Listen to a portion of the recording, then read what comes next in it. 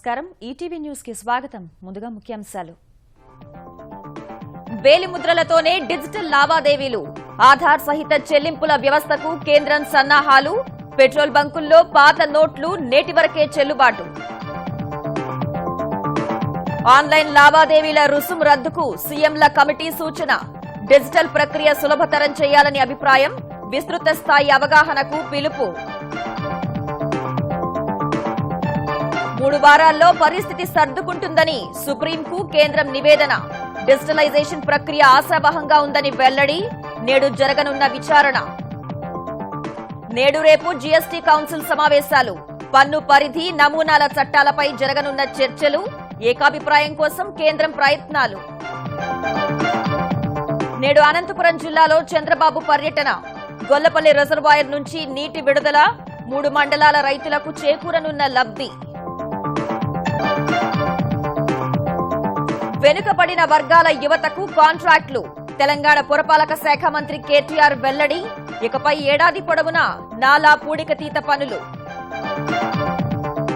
ఉప్పునీటి కయ్యలు బురద నేలల్లో బీఎస్ఎఫ్ జవాన్ల విధులు సర్క్రీక్ ఆటుపోట్లలోనూ సడలని ధైర్యం సవాళ్లకు వెరవని భరతమాత ముద్దుబిడ్డలు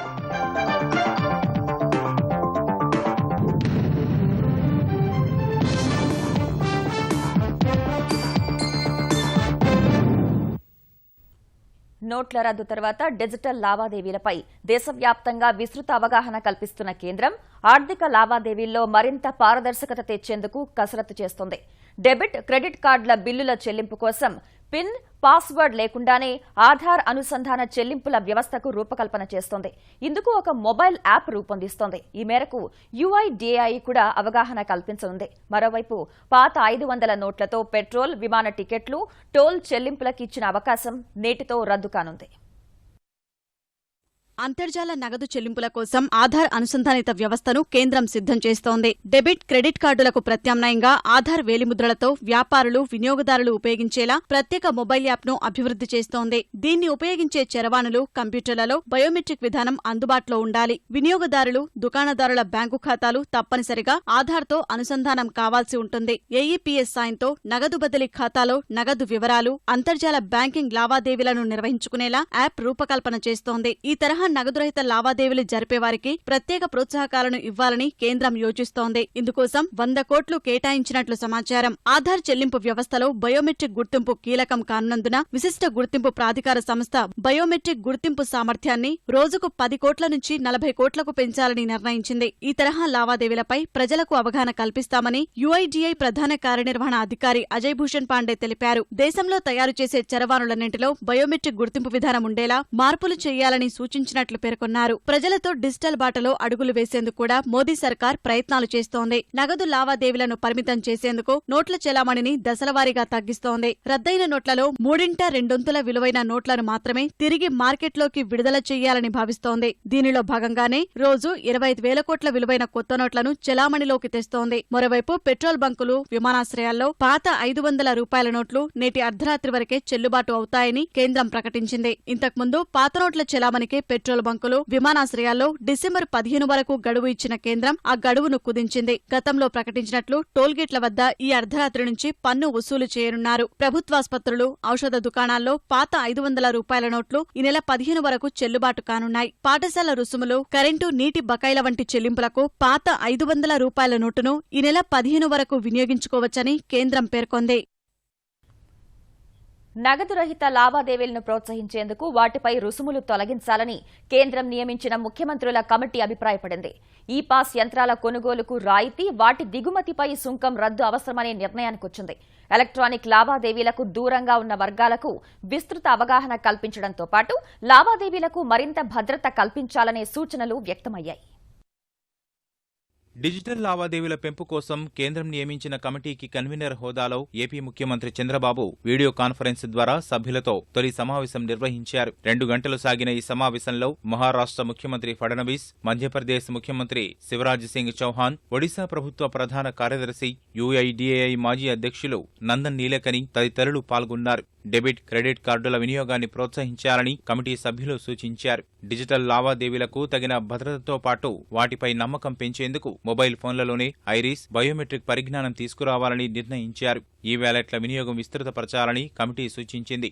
ఆంధ్రప్రదేశ్లో నగదు రహిత లావాదేవీల ప్రోత్సాహకానికి తమ ప్రభుత్వం తీసుకున్న చర్యలను చంద్రబాబు వివరించారు. రైతులు, అసంఘటిత కార్మికులు, చిరు వ్యాపారులను ఆదుకోవాలని మహారాష్ట్ర ముఖ్యమంత్రి ఫడణవీస్ సూచించారు. అందరితో బ్యాంకు ఖాతాలు తెరిపించి రూపే కార్డులు ఇవ్వాలని అభిప్రాయపడ్డారు. ఐఐటి, ఐఐఎంలను భాగస్వాముల్ని చేసి నగదు రహిత లావాదేవీలపై అవగాహన పెంచాలని మధ్యప్రదేశ్ ముఖ్యమంత్రి శివరాజ్ సింగ్ చౌహాన్ సూచించారు. మధ్యప్రదేశ్లో నగదు రహిత లావాదేవీలకు చేపడుతున్న చర్యలను ఆయన కమిటీకి వివరించారు. మారుమూల ప్రాంతాల్లోనూ బ్యాంకింగ్ కరస్పాండెంట్ సేవలను విస్తృతపరచాలని ఒడిశా ముఖ్యమంత్రి తరఫున ఆ రాష్ట్ర ప్రభుత్వ ప్రధాన కార్యదర్శి కోరారు. 4 రూపాల్లో నగదు రహిత లావాదేవీల్ని ప్రోత్సహించాలని యుఐడిఏఐ మాజీ అధ్యక్షులు నందన్ నీలేకని సూచించారు. ఫోనే లేని వారికి మైక్రో ఏటీఎంలు వినియోగించాలని, సాధారణ ఫోన్లున్న వారికి national payment corporation of India సాయంతో నగదు రహిత లావాదేవీలను సరళీకరించాలని, స్మార్ట్ ఫోన్లు ఉన్న వారికి యూనిఫైడ్ పేమెంట్ ఇంటర్ఫేస్ ద్వారా లావాదేవీల్ని సులభతరం చేయాలని, స్మార్ట్ ఫోన్లలోనే ఈ-పాస్ చెల్లింపు ప్రక్రియ ఉండేలా చర్యలు తీసుకోవాలని నీలకని సూచించారు. నగదు రహిత లావాదేవీల నిర్వహణకు డాష్బోర్డు ఏర్పాటు చేయాలని ఇతర సభ్యులు సూచించారు. నగదు రహిత లావాదేవీలను మరింతగా ప్రోత్సహించేందుకు గ్రామాల్లో నిరుద్యోగ యువత, డ్వాక్రా సంఘాలకు శిక్షణ ఇవ్వాలని ముఖ్యమంత్రి చంద్రబాబు అధికారులను ఆదేశించారు. నగదు రహిత లావాదేవీల గ్రామాలుగా ప్రకటించిన పంచాయతీలకు ప్రోత్సాహకాలుగా అందించనున్నట్లు ప్రకటించారు. మైనర్ పంచాయతీలకు 10,000, 25,000, 50,000, మేజర్ పంచాయతీలకు ₹1,00,000 ప్రోత్సాహకంగా ఇవ్వనున్నట్లు ముఖ్యమంత్రి తెలిపారు. నెల రోజుల్లో ఆంధ్రప్రదేశ్లోని అన్ని జిల్లాలు నగదు రహిత లావాదేవీల జిల్లాలుగా తీర్చిదిద్దడానికి కలెక్టర్లు పోటీతత్వంతో పనిచేయాలని చంద్రబాబు సూచించారు. నోట్ల రద్దు అనంతర పరిణామాలపై జిల్లా కలెక్టర్లు, బ్యాంకర్లు, ఆర్బీఐ అధికారులతో అర్ధరాత్రి వరకు ఆయన వీడియో కాన్ఫరెన్స్ నిర్వహించారు. నోట్ల రద్దు వల్ల తీవ్ర సంక్షోభంలో పడిన పరిశ్రమలను ఆదుకోవాలని తెలంగాణ ఆర్థిక మంత్రి ఈటెల రాజేందర్ కేంద్రానికి లేఖ రాశారు. పౌల్ట్రీ, డైరీ, కూరగాయలు, వ్యవసాయ ఉత్పత్తులు నోట్ల రద్దు ప్రభావంతో తీవ్రంగా నష్టపోయే పరిస్థితికొచ్చాయని జైట్లీకి రాసిన లేఖలో ఈటెల పేర్కొన్నారు. పరిస్థితులను ఎప్పటికప్పుడు కేంద్రానికి వివరిస్తూ ఆర్థిక సాయం కోరాలన్న ముఖ్యమంత్రి కేసీఆర్ ఆదేశాల మేరకు ఈటెల లేఖ రాశారు. ప్రజల వద్ద సరిపడా నగదు అందుబాటులో లేకపోవడంతో కొనుగోళ్లకు మొగ్గు చూపటం లేదని, ఫలితంగా తొందరగా పాడయ్యే వస్తువులపై పెను ప్రభావం చూపుతోందని ఈటెల వివరించారు. పరిశ్రమలు తీసుకున్న రుణాలు, వాటి వడ్డీపై ఏడాది పాటు మారిటోరియం విధించేలా ఆర్బీఐ చొరవ తీసుకోవాలని లేఖలో ఈటెల విజ్ఞప్తి చేశారు. నల్లధనం కట్టడి కోసం లోక్సభలో ప్రవేశపెట్టిన ఆదాయ పన్ను సవరణ చట్టానికి వ్యతిరేకంగా ఉమ్మడి పోరాటం చేస్తున్న విపక్షాలు కేంద్రం తీరుపై రాష్ట్రపతి ప్రణబ్ ముఖర్జీకి ఫిర్యాదు చేశాయి. ప్రణబ్తో సమావేశమైన 16 పార్టీలకు చెందిన విపక్ష నేతలు పార్లమెంటరీ నిబంధనలను అతిక్రమించి ప్రభుత్వం ఆదాయ పన్ను సవరణ బిల్లును లోక్సభలో ప్రవేశపెట్టిందని ఫిర్యాదు చేశారు. రాజ్యాంగ పరిరక్షకుడిగా ఈ సమయంలో జోక్యం చేసుకుని బిల్లును ఆపాలని కోరారు. ఆదాయ పన్ను సవరణ బిల్లుతో పాటు బెంగాల్లో టోల్ గేట్ల వద్ద సైన్యం మోహరింపుపై కూడా రాష్ట్రపతికి ఫిర్యాదు చేసినట్లు తృణమూల్ నేత డెరిక్ ఒబ్రెయిన్ తెలిపారు. हमारा मेन यहाँ मुद्दा है हम लोग की जो लोकसभा में जो लोकसभा में जो इनकम टैक्स अमेंडमेंट बिल जिस तरह से पास हुआ, कोई चर्चा नहीं हुआ, अमेंडमेंट्स जो दिया था ये जो हो रहा है ठीक नहीं हो रहा है. और भी ये जो आप देख रहा है जो बंगाल में वहाँ there is army in Bengal in 2 toll plazas, state government को कुछ पता नहीं है. हम लोग तो सोचा ये फाइनेंशियल इमरजेंसी है. 2017 ఏప్రిల్ నుంచి వస్తు సేవల పన్ను అమలు చేసే ప్రక్రియలో భాగంగా ముసాయిదా చట్టాలకు తుదిరూపునిచ్చే కసరత్తును కేంద్రం వేగవంతం చేసింది. ఈ మేరకు కేంద్ర ఆర్థిక మంత్రి అరుణ్ జైట్లీ నేతృత్వంలో జీఎస్టీ మండలి నేటి నుంచి 2 రోజులు సమావేశం కానుంది. గత సమావేశంలో ఏకాభిప్రాయం రాని పన్ను పరిధి వంటి అంశాలను చర్చించనుంది. జీఎస్టీ, సమీకృత జీఎస్టీ, నష్టపరిహారం బిల్లుకు తుది రూపు ఇచ్చే అవకాశం ఉంది. ఈ 2 రోజుల భేటీలోనే అన్ని అంశాలపై ఏకాభిప్రాయం సాధించి ప్రస్తుత పార్లమెంట్ సమావేశాల్లోనే జీఎస్టీ అనుబంధన బిల్లుల్ని ప్రవేశపెట్టాలని కేంద్ర ప్రభుత్వం భావిస్తోంది. హైదరాబాద్ అభివృద్ధికి రాజకీయాలకు అతీతంగా సహకరించాలని శాసనసభ్యులకు తెలంగాణ పురపాలక శాఖ మంత్రి కేటీఆర్ విజ్ఞప్తి చేశారు. అన్ని పక్షాల ప్రజా ప్రతినిధులతో సుదీర్ఘ సమావేశం నిర్వహించిన మంత్రి సలహాలు, సూచనలు స్వీకరించారు. నాలాలపై సమీక్షలో భాగంగా 390 కిలోమీటర్లకు గాను ఇప్పటికే 216 కిలోమీటర్ల సర్వే పూర్తయిందని కేటీఆర్ వివరించారు. 8,239 అక్రమ కట్టడాలను గుర్తించగా 900 కట్టడాలను కూల్చామని తెలిపారు. 2 పడక గదుల నిర్మాణంలో భాగంగా 15,000 ఇళ్లకు టెండర్లు పిలిచామన్న కేటీఆర్ వివాదరహిత భూములు వివరాలివ్వాలని ఎమ్మెల్యేలను కోరారు. నగర సుందరీకరణలో భాగంగా గోడలపై రాతలు, గోడ పత్రికలు, ఫ్లెక్సీలు, ప్లాస్టిక్ రద్దు వంటి నిర్ణయాలను జనవరి 1 నుంచి కఠినంగా అమలు చేస్తామన్నారు. ఈ డీసిల్టింగ్ అనేది నాలాల్లో పుడికతీత కార్యక్రమం అనేది ఒక ప్రహసనంగా మారిపోయింది. ప్రతి సంవత్సరం సాధారణంగా వర్షాకాలం కంటే 2-3 నెలల ముందు పనులు ప్రారంభమవుతున్నాయి.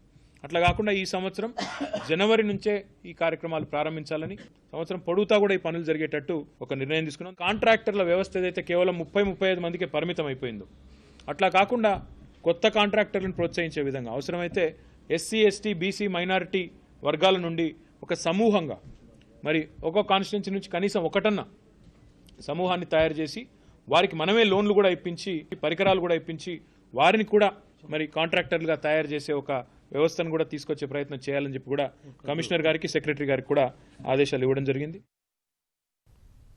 ఉస్మానియా, నిజామాబాద్ మెడికల్ సీట్లు యథాతథంగా ఉంటాయని తెలంగాణ వైద్య ఆరోగ్య మంత్రి లక్ష్మారెడ్డి తెలిపారు. సీట్లు రద్దు కాకుండా మెడికల్ కౌన్సిల్ ఆఫ్ ఇండియా సూచించిన లోపాలన్నింటినీ సరిదిద్దుతామన్నారు. సమస్యలేమైనా ఉంటే పరిష్కరించాలని అధికారుల్ని ఆదేశించారు. మెడికల్ సీట్లపై ఉన్నత స్థాయి సమీక్ష నిర్వహించిన మంత్రి ఎంసీఐ ఆకస్మిక తనిఖీల్లో వెలుగు చూసిన లోపాలను వెంటనే సరిదిద్దాలని స్పష్టం చేశారు. నిర్మాణపరమైన లోపాలను వెంటనే పరిష్కరించాలని తెలంగాణ రాష్ట్ర ఔషధ సేవల మౌలిక సదుపాయాల అభివృద్ది సంస్థను ఆదేశించారు. అవసరమైతే కొత్త భవనాలు నిర్మించాలని సూచించారు. అధ్యాపకులు, సిబ్బంది సరిపడా ఉన్నప్పటికీ ఎంసీఐ ఆకస్మిక తనిఖీ సమయంలో వారు ఆలస్యంగా వచ్చారని అధికారులు మంత్రికి వివరించారు. ఇకపై అలాంటి పరిస్థితులు ఉత్పన్నం కాకుండా చర్యలు తీసుకోవాలని మంత్రి లక్ష్మారెడ్డి ఆదేశించారు. దేశ రక్షణకు సరిహద్దు భద్రతా దళం జవాన్లు ప్రాణాలను పణంగా పెడుతున్నారు. మంచు పర్వతాలు, ఇసుక తిన్నెలు, ఉప్పు కయ్యలు వంటి సంక్లిష్ట ప్రాంతాలతో ఉన్న భారత్ పాక్ సరిహద్దుల్లో నిత్యం శత్రువుతో పోరాడుతున్నారు. కనుచూపు మేర బురద మడుగులతో కూడిన సరిహద్దు ప్రాంతం సర్ క్రీక్లో పహారా వారికి పెను సవాలే. లోపలికి చొచ్చుకొచ్చిన అరేబియా సముద్రపు ఉప్పునీటి కయ్యల వద్ద సముద్రపు ఆటుపోట్లు కారణంగా సర్ క్రీక్ సరిహద్దు అంతా బురద కయ్యలతో నిండి ఉంటుంది. ఏడాది పొడవునా సముద్రపు ఆటుపోట్ల మధ్యే సరిహద్దు భద్రతా దళం అలుపెరుగని పోరాటం చేస్తుంది. ఓవైపు అంతా సముద్రం, మరోవైపు ఆటుపోట్ల కారణంగా కనుచూపు మేర నీరింకి ఖాళీగా మారిపోయిన బురదనీటి కయ్యలు. ఇది గుజరాత్లోని భారత్, పాకిస్తాన్ల మధ్య సరిహద్దు ప్రాంతం తీరు. ఇలాంటి దుర్లభమైన ప్రదేశంలోనే సరిహద్దు భద్రతా దళం నిరంతరం పహారా కాస్తుంది. ప్రపంచంలోనే అతిపెద్ద ఉప్పునీటి కయ్యల ప్రాంతం కూడా ఇదే. ఇలాంటి ప్రాంతాల్లో సముద్రపు నీరు ఉన్న చోట బోట్ల సాయంతోనూ, ఆటుపోట్ల కారణంగా నీరింకిపోయిన ప్రాంతాల్లో ఆల్ టెర్రైన్ వెహికల్ అనే ప్రత్యేక త్రిచర వాహనంతోనూ సరిహద్దును కంటికి రెప్పలా కాపాడుతుంది బీఎస్ఎఫ్. గుజరాత్ రాష్ట్రంతో పాటు పాకిస్తాన్లోని సింధ్ ప్రావిన్స్ మధ్య ఉన్న బురద కయ్యల ప్రాంతమే సర్ క్రీక్.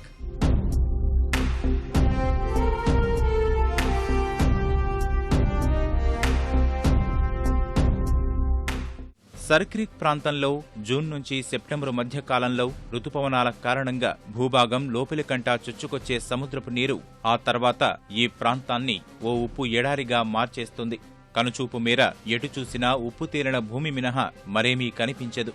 ఈ ప్రాంతంలో కాలినడకన పహారా కాయాల్సిందే. సముద్రపు నీరున్న ప్రాంతంలో స్పీడ్ బోట్ల సాయంతో కాపలా కాసే సరిహద్దు భద్రతా దళం బురదనీటి ప్రాంతంలో తేలియాడే బోర్డర్ అవుట్ పోస్టులను, అబ్జర్వేషన్ పోస్టులను ఏర్పాటు చేసుకుంటుంది. ఇంతటి క్లిష్టమైన భౌగోళిక ప్రాంతంలో నిరంతరం గస్తీ కాయడమంటే పూర్తి సవాళ్లతో కూడిన పని. గుజరాత్లో 2 దేశాల సరిహద్దు దాదాపు 512 కిలోమీటర్ల మేర ఇదే పరిస్థితి.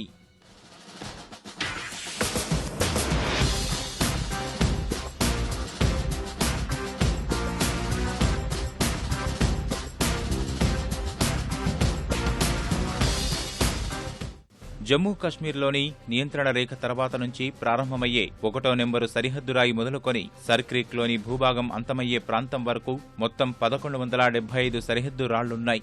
కోట్ లఖ్పత్ అనే ప్రాంతంలోనే సరిగ్గా ఈ 1175 సరిహద్దు రాయి వద్ద నుంచి అంతర్జాతీయ సరిహద్దు ఇంగ్లీషు అక్షరం ఎల్ ఆకారంలో సరళ రేఖల్లో ఉంటుంది. ఇక్కడి నుంచి గుజరాత్తో సింధ్ ప్రావిన్స్ సరిహద్దు కోసం జీపిల్లర్స్ అనే మరో రకం హద్దును ఏర్పాటు చేశారు. ఈ ప్రాంతమంతా బురదనీటితో నిండిన కయ్యలు, ఓబీ ప్రాంతాలు ఎక్కువగా ఉండడం వల్ల బీఎస్ఎఫ్ జవాన్లు ఆల్ టెర్రైన్ వెహికల్ అనే త్రిచర వాహనంతోనే కాపలా కాస్తుంటారు.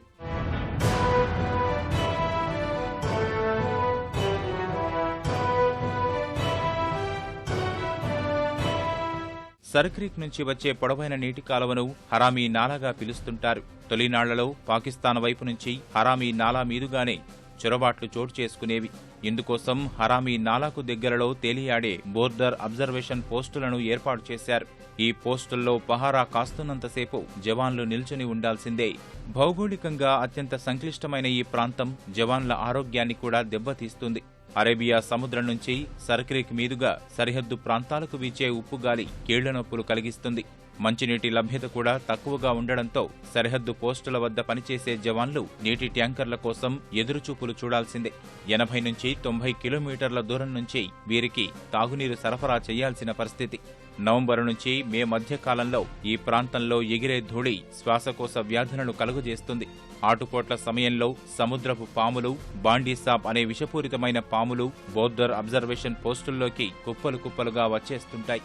ఓవైపు సందు దొరికితే చొరబడాలని చూసే ముష్కరులు, మరోవైపు కుప్పలు తెప్పలుగా పాకే విష సర్పాలు. బీఎస్ఎఫ్ జవాన్లు ప్రతిక్షణం అప్రమత్తంగా ఉండాల్సిందే. ఈ ఉప్పునీటి కయ్యల సరిహద్దు ప్రాంతంలో ఆటుపోట్లు గస్తీకి తీవ్ర ఆటంకాన్ని కలిగిస్తాయి.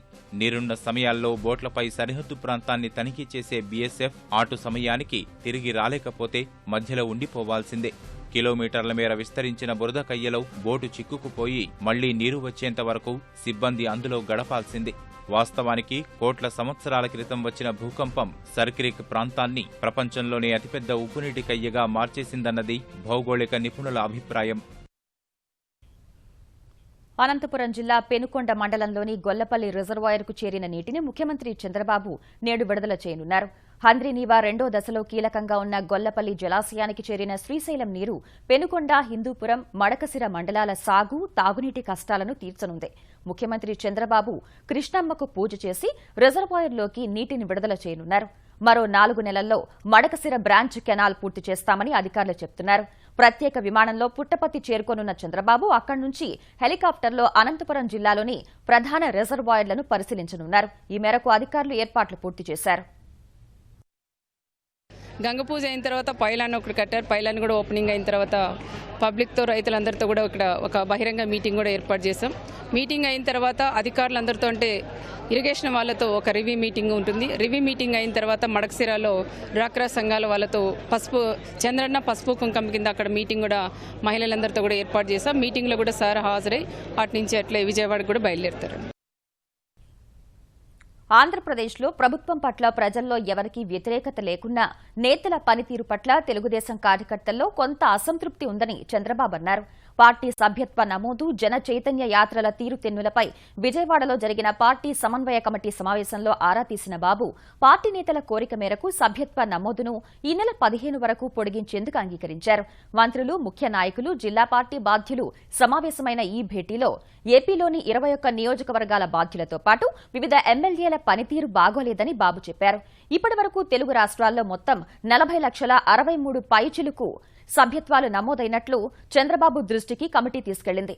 చంద్రగిరి, కుప్పం, పాలకొల్లు నియోజకవర్గాలు సభ్యత్వ నమోదులో మొదటి 3 స్థానాల్లో నిలిచాయని తెలుగుదేశం ఆంధ్రప్రదేశ్ అధ్యక్షుడు కళా వెంకట్రావు చెప్పారు. ఏదైనా ప్రజా సమస్య ఏదుంటే అది మా దృష్టికి వచ్చినటువంటిదంతా కూడా మేము పార్టీ హెడ్ క్వార్టర్స్కి తెప్పించుకొని దాన్ని ప్రభుత్వానికి పంపించి రేపు జనవరిలో జరగబోయేటటువంటి జన్మభూమిలో ప్రజల ఆకాంక్షలు నెరవేర్చడానికి ఇది ఒక సాధనం కింద ఉపయోగపడింది అనేటటువంటిది మాకు అందరికీ హ్యాపీగా ఉంది. జనచైతన్య యాత్రలు చాలా బాగా జరిగాయి. బందర్ పోర్టు నిర్మాణం పేరుతో రైతులను ప్రభుత్వం దారుణంగా మోసం చేస్తోందని ఆంధ్రప్రదేశ్ ప్రతిపక్ష నేత వైఎస్ జగన్ ఆరోపించారు. మచిలీపట్నం పోర్టు అనుబంధ పరిశ్రమల ఏర్పాటుతో భూములు కోల్పోనున్న బందర్ మండలం బుద్దాలపాలెం, కోన గ్రామాల రైతులతో జగన్ సమావేశమయ్యారు. అవసరం లేకున్నా 1,00,000 ఎకరాల భూమిని రైతుల నుంచి లాక్కుంటున్నారని ఆరోపించారు. తమ ప్రభుత్వం వస్తే భూములను తిరిగి రైతులకిచ్చేస్తామని జగన్ ప్రకటించారు. భూములు కొనుక్కోవాలంటే డబ్బిచ్చి ఆ డబ్బు మీకు నచ్చితే మీరు అమ్ముతారు, ఆ డబ్బు మీకు నచ్చకపోతే భూములు అమ్మరు. కానీ ఇది చంద్రబాబు నాయుడు గారు ఏం చేస్తా ఉన్నారంటే నిజంగా ఆశ్చర్యంగా ఉంది. భూములు మీకు ఇష్టం లేకపోయినా తీసుకోవాలట, లాక్కుంటాడట. మీ భూముల్లో మీకు 1,000 గజాలు భిక్షం వేసినట్టుగా చేస్తాడట. దానికి మీరంతా సంతోషపడాలంట. ల్యాండ్ పూలింగ్ అని చెప్పి దానికోసం మీరు కేరింతలు పెట్టాలట. నిజంగా ఇది ధర్మమేనని అడుగుతా ఉన్నా. నగదు కోసం సామాన్య జనం బ్యాంకులు ఏటీఎంల వద్ద బారులు తీరుతుంటే భారీ మొత్తంలో కొత్త నోట్లు పక్కదారి పడుతున్నాయి. హైదరాబాద్లోని హిమాయత్ నగర్లో వాహనాల తనిఖీలు నిర్వహించిన పోలీసులు 95,18,000 రూపాయల నగదును స్వాధీనం చేసుకున్నారు. వాటిలో 90,78,000 రూపాయలు కొత్త 2,000 నోట్లే కాగా 4,40,000 100 నోట్లు ఉన్నట్లు నారాయణగూడ పోలీసులు తెలిపారు. కారుతో పాటు 5 వ్యక్తుల్ని అదుపులోకి తీసుకున్నారు. ప్రకాశం, హైదరాబాద్, వరంగల్ జిల్లాలకు చెందిన 5 కమిషన్ తీసుకుని నగదు మార్పిడి చేయడానికి వచ్చారని పోలీసులు తెలిపారు. స్వాధీనం చేసుకున్న నగదును ఆదాయ పన్ను శాఖ అధికారులకు అప్పగించి కేసు దర్యాప్తు చేయనున్నట్లు వెల్లడించారు. పశ్చిమ గోదావరి జిల్లా ఏలూరులో 19 లక్షల రూపాయల 2,000 నోట్లను తీసుకెళ్తున్న 5 వ్యక్తుల్ని పోలీసులు అదుపులోనికి తీసుకున్నారు. పెద్ద నోట్ల రద్దు తర్వాత ప్రజలు ఎదుర్కొంటున్న ఇబ్బందులు మరో 2-3 వారాల్లో కొలిక్కొస్తాయని కేంద్ర ప్రభుత్వం సుప్రీంకోర్టుకు వివరించింది. పెద్ద నోట్ల రద్దుకు వ్యతిరేకంగా దాఖలైన పిటిషన్లపై నేడు సుప్రీంలో విచారణ జరగనున్న వేళ అదనపు అఫిడవిట్ దాఖలు చేసిన కేంద్రం మరోసారి తన నిర్ణయాన్ని సమర్థించుకుంది. రద్దయిన 500, 1000 నోట్ల స్థానంలో సరిపడా కొత్త నోట్లను బ్యాంకులకు సరఫరా చేస్తున్నందున త్వరలో ఇబ్బందులు తొలగిపోతాయని తెలిపింది. కొత్త నోట్లకు అనుగుణంగా మార్పులు చేస్తున్న ఏటీఎంల సంఖ్య రోజు పెంచుతున్నట్లు అఫిడవిట్లో కేంద్రం సుప్రీంకోర్టుకు వివరించింది. దేశ ప్రయోజనాల కోసమే నోట్ల రద్దు నిర్ణయం తీసుకున్నామని వివరించిన కేంద్రం తద్వారా నల్లధనం, నకిలీ నోట్లు, తీవ్రవాద కార్యకలాపాలు అంతమవుతాయని సుప్రీంకోర్టుకు వివరించింది.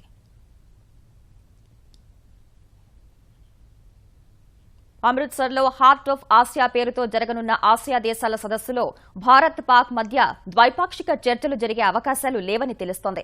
పాకిస్తాన్ బృందానికి నేతృత్వం వహించనున్న ఆ దేశ ప్రధానమంత్రి విదేశాంగ సలహాదారు అజీజ్ సర్తాజ్ ఆ వివరాలను చెప్పినట్లు తెలుస్తోంది.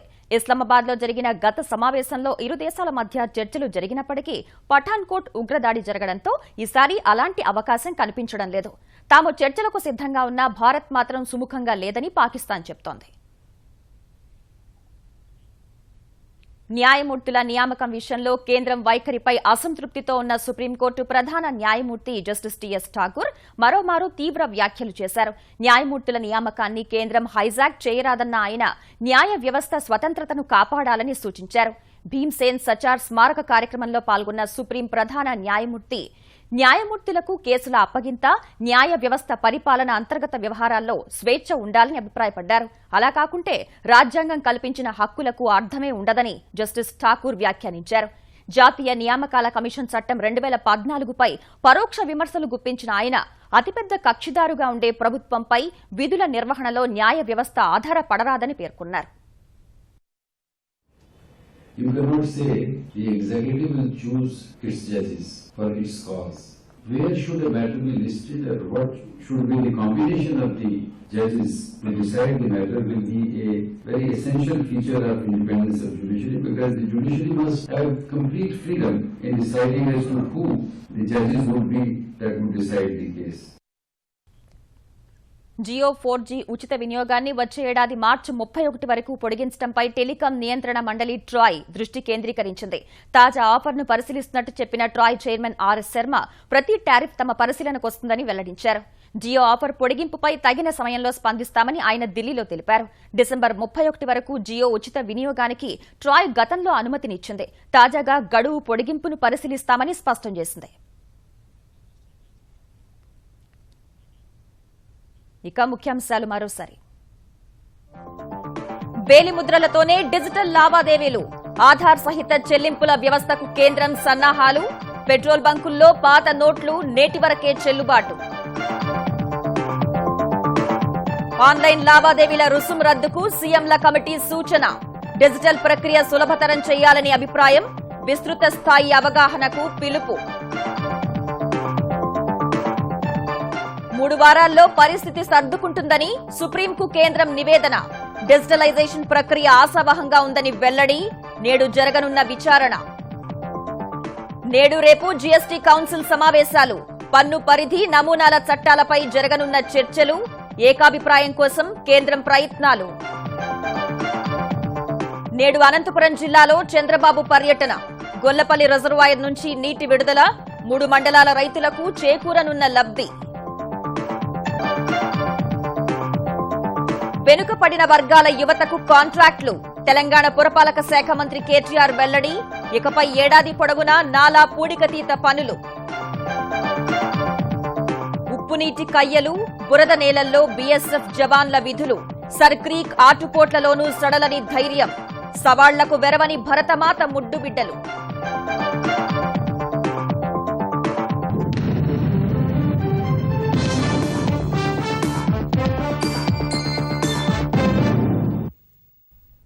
ఈటీవీ న్యూస్ సమాప్తం. నమస్కారం.